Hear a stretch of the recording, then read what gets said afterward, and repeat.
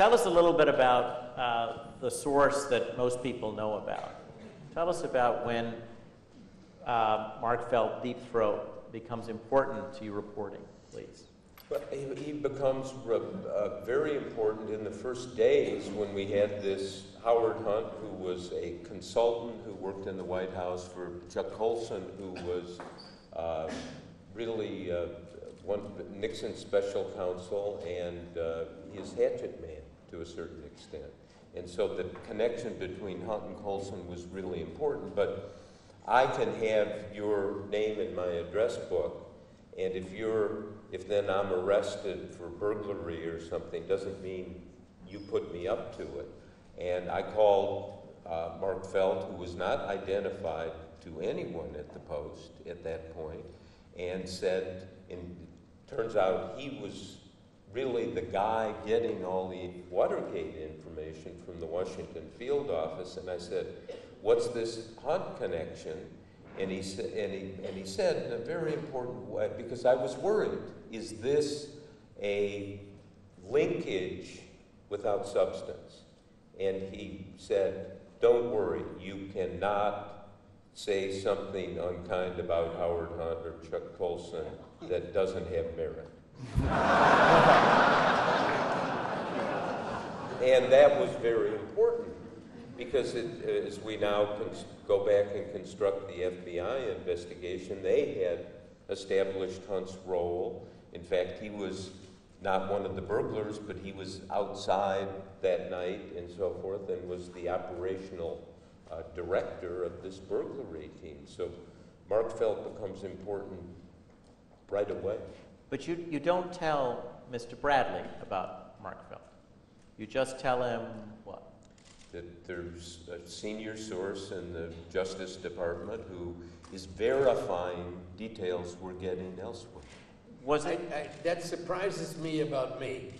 I mean, I've never done it again, but it was so hard to quibble with success. He was right. And there was a check, always if there's money involved. And the money shows up, and it's what you had heard it was going to be, and it was where it should be. You know you've got a tiger by the tail. And why not leave well enough alone? That's what I said. I wouldn't do it again, I'll tell you that.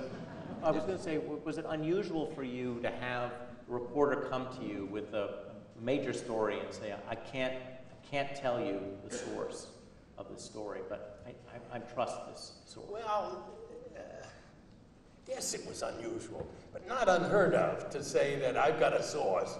And, in the beginning, who gives a damn about who the source is, so long as he's right? Gotta be right. And as this, I don't think, how many corrections did we run? And we ran one in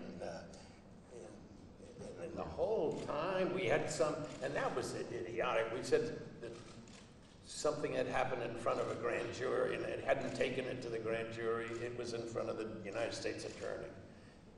It was substantially right, but technically. But in a story that's moving fast like that, if you'd taken me aside, as you know, or called me into your office and said, I need to know who this source is, of course I would have told you.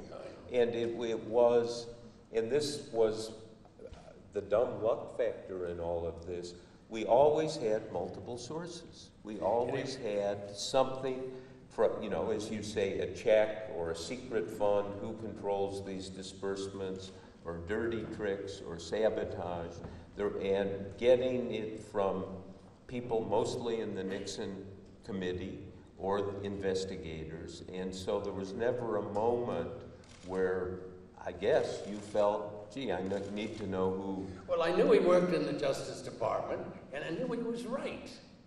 Had been right. And not wrong. You didn't have to ever take anything back.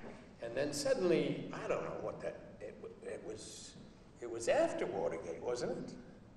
It was after it. After Nixon resigned. Yeah, somebody said to me, do you know somebody who I could not lie to, or did not, and said, do you actually know his name? And I said, no, I don't. And it occurred to me that that was dumb. So Bob and I walked into the neighboring park one day, and we sat down, and we had a little chat, and I got his name. And we never used it, but at least I had it. And Catherine Graham, God rest her soul, never, you know, used to come down 4 times a day in the city room and said, "What does Deep Throat say today?" But never, you know, didn't ask his name. Kurt. And we kept that secret for more than 30 years. And who would? It's I didn't tell my wife. Yeah. Ah. That is the secret.